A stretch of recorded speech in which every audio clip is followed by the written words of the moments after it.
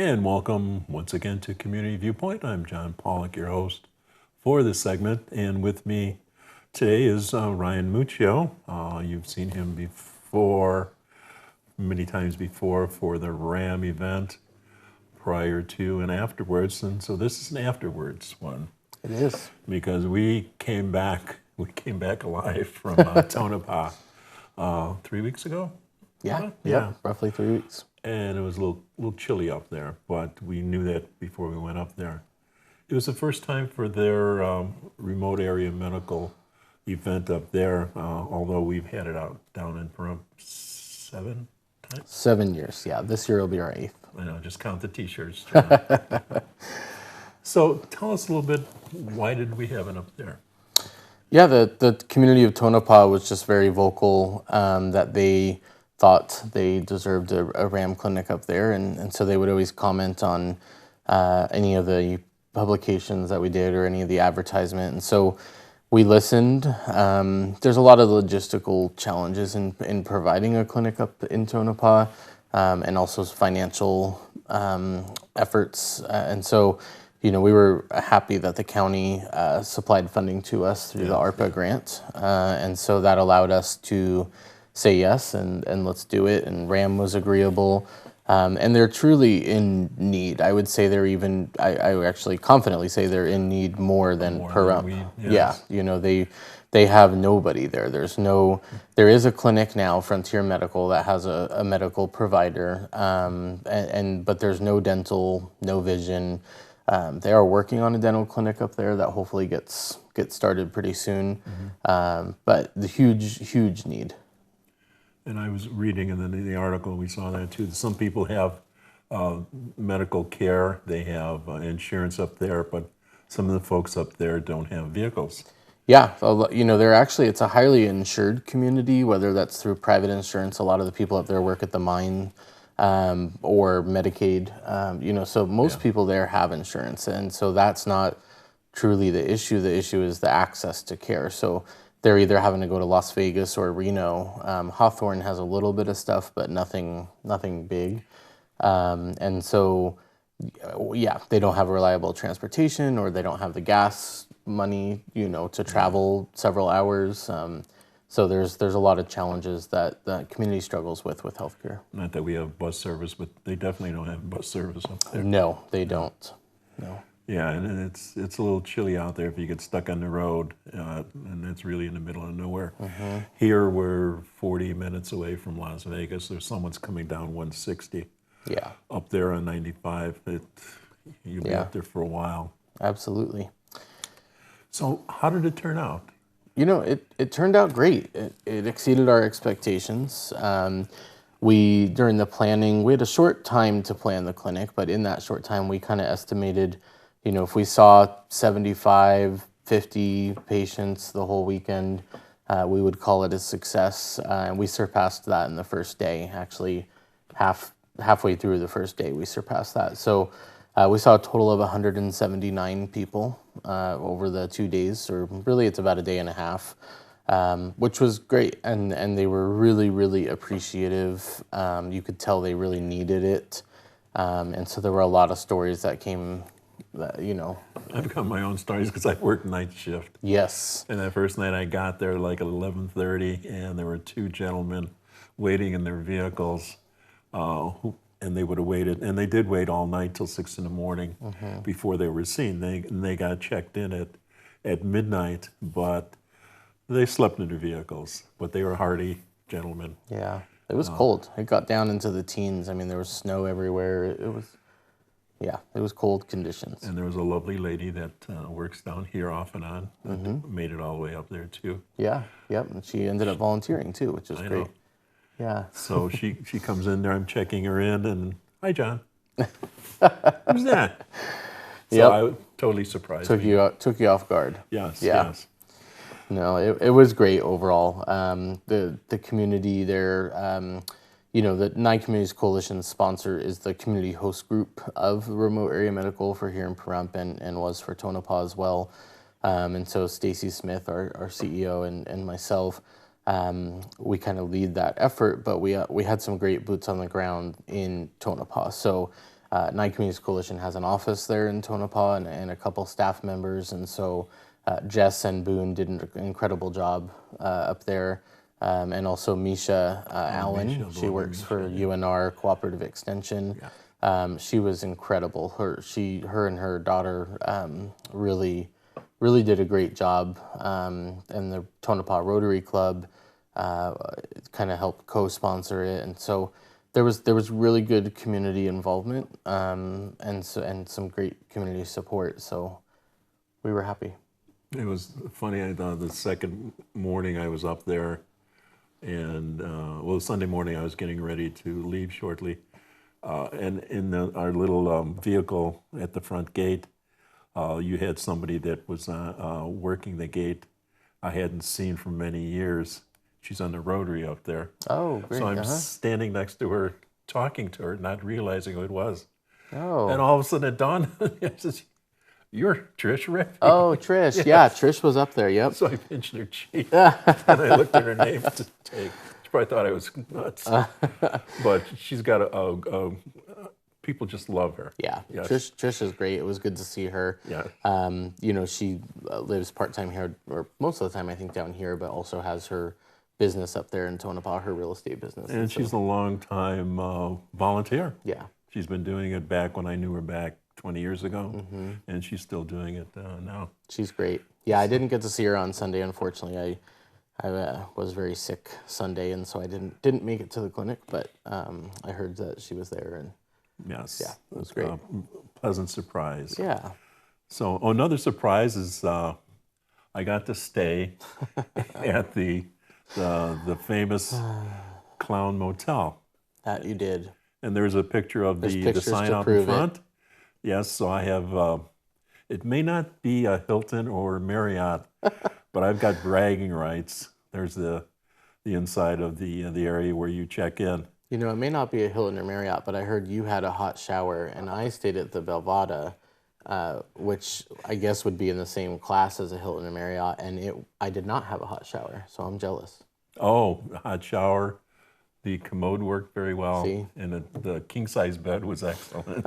So I guess next time I'll have to stay at the Clam Motel. yes, and that was the high spots of that hotel. There's my room. The clown in the room. I have to say it fits perfectly that you stayed there. Yes. Yeah. And I had the cemetery, the creepy cemetery next door. I didn't even go over there. I was too tired. But anyway, I could check off that list on my things Your to do. bucket list. Yes. There you go. So, what are we going to be doing for next year? Do they want that next year too? Yeah, they certainly want it. There's conversation to be had on what that looks like and who, kind of who's going to be leading it. There was a strong effort from Pahrump this year to make it happen, and we can't do that every year. You know, it's hard to plan one RAM clinic, let alone two. So, and there really needs to be that support and that committee and that community that is the spearhead and driver for it. So we're going to work with them. The funding is a little bit of a challenge because this year we got the funding through the county. That won't be available next year, and so they'll have to figure out some fundraising in order to make it happen, because you know, this clinic this year costs roughly $40,000 just from the Nye Communities Coalition standpoint, not what RAM puts into it and their supplies and equipment. And so we'll see. We're working with them. We're working with Misha. We're working with Boone and Jess. They're going to put together a little committee, and we'll have some meetings and see where they want to go. It would have helped to have some opticians. Is that what they're called? Yeah, ophthalmologists, optometrists. We did lack in vision this year, but we're going to be actually going up in a month to kind of finish that up. And there's some optometrists who are volunteering to do some eye exams, and Ram's going to make the glasses. Because that's a good 3-hour trip to go up there. Unless you're is. pulling something that's 3.5 hours. Right. So and a lot of it is single lane each way. Yeah, it's a rough drive. Yes. So, and then Ram is happy with it then, right? Ram was happy. Yeah, they loved it. It was a great clinic for them. All positive feedback. We have some opportunities for growth, but great feedback. Yeah. And so what are the chances for me getting an eighth t-shirt? Down here? Down here, the chances are great. Yeah, so we have our date locked in for Pahrump, October 7th and 8th, I believe it is. It's that first full weekend in weekend. October. And yes, Same place? Same place. Pathways on the Pahrump Valley High School campus. Same place, same bat channel. You're not going to get a tie-dye shirt. I'm sorry. He asks every year. Every year. But you will get an 8th t-shirt. A what? 8th. Your 8th Pahrump t-shirt. Okay. Yeah, your 9th overall then. You guys are going to hit me up with a paintball gun or something, so I look like it's We could do that. Yeah. We could do that. Well, we'll do that for you, yes. But yeah, first full weekend in October. We'll have we'll put out lots of advertisement as we get a little bit closer. But we are excited for it again. So some of the folks out there may want to put that on their calendars because that's it as far as getting their teeth work on sometimes. Save the date. Yeah, and we're working, I'm not making any guarantees, but behind the scenes right now we're working on some efforts to bring crowns into dental, crowns and some dentures. So we're hoping that pans out. I have a couple meetings over the next month to make that happen. So we'll keep everyone updated. We did a few dentures last time. We did a few dentures last year. We didn't advertise it, but it was kind of a test trial run. We ended up doing 5 patients, and it went really, really well. And this year we have the opportunity to actually do 3D printed dentures right on site, and with a mobile lab. And so we're pushing for that in conjunction with Dr. Yim and a dental lab here in town. So.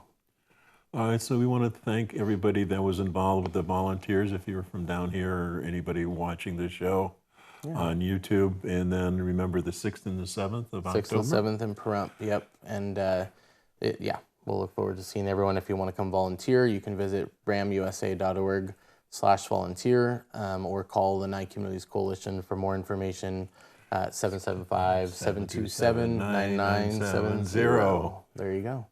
We should be like the Glenn Lerner jingle. Oh, God. And Lynn Peterson's at 229. Oh, well, she's the secretary, so that's okay if I gave her number out. 229, there you go. Call Lynn. She always knows what's going on. Yeah, she knows everything. All right, so thank you very much for taking this time out. Thank you, John. Yes, and thank you for your help and always being there and braving the cold and overnight. It was fun. Yeah, we appreciate it. Another clown at the Clown Motel, so we'll see you later. Thank you, guys.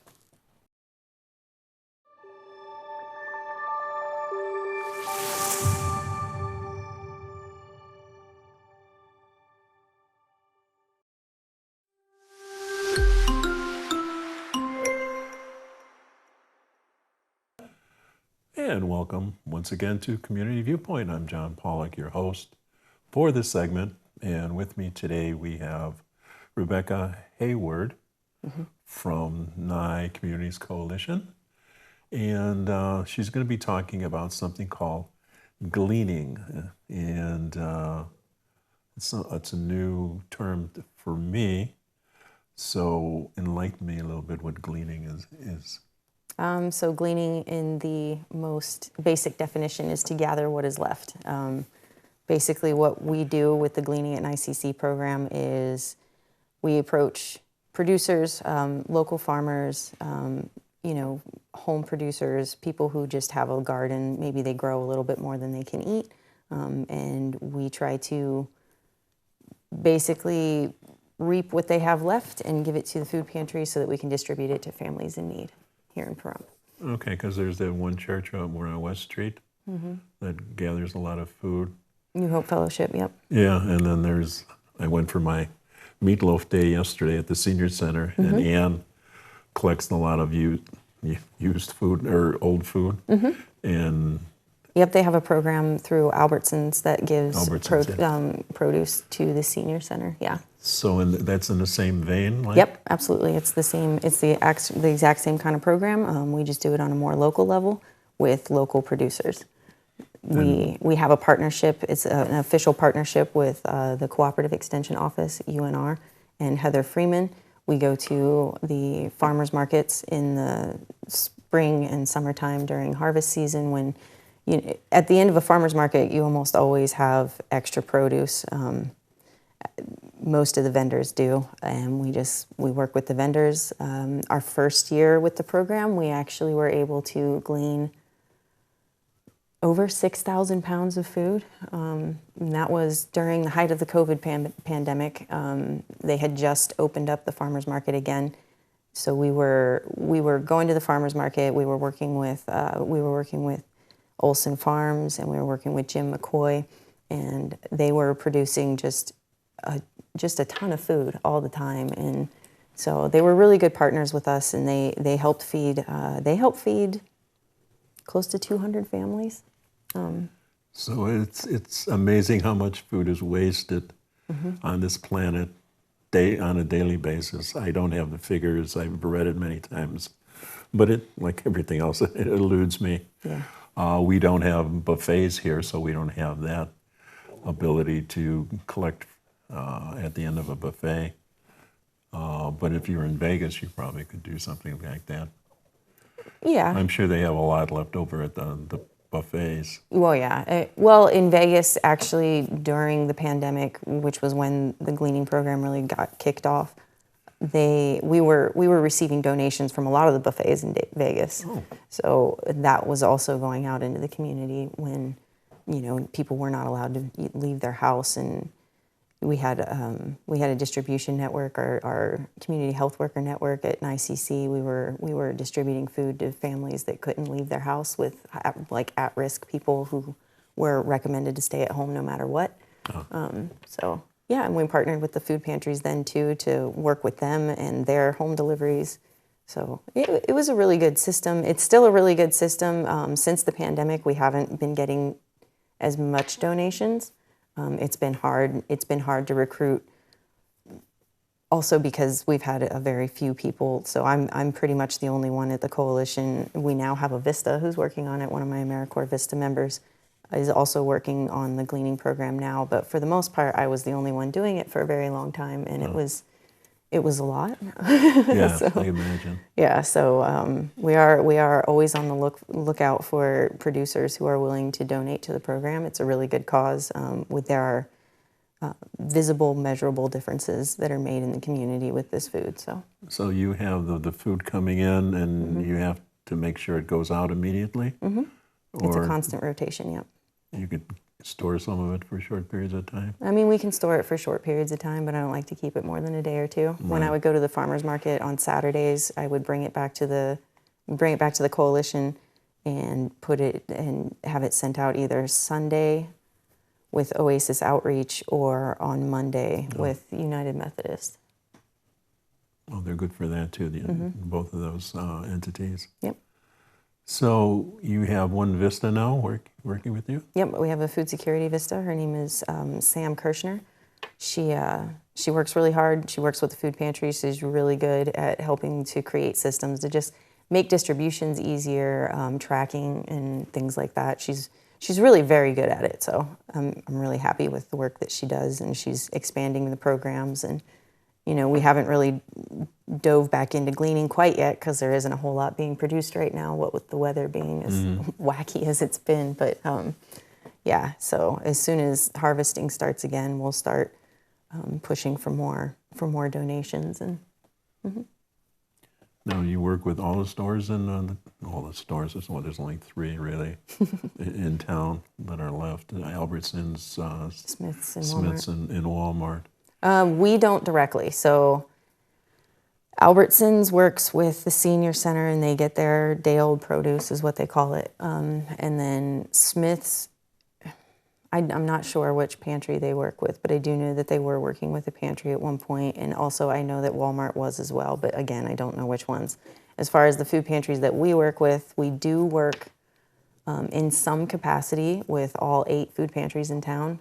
With the Gleaning program, as it is right now, we only have official partnerships with Oasis Outreach, United Methodist, and Pahrump Community Church.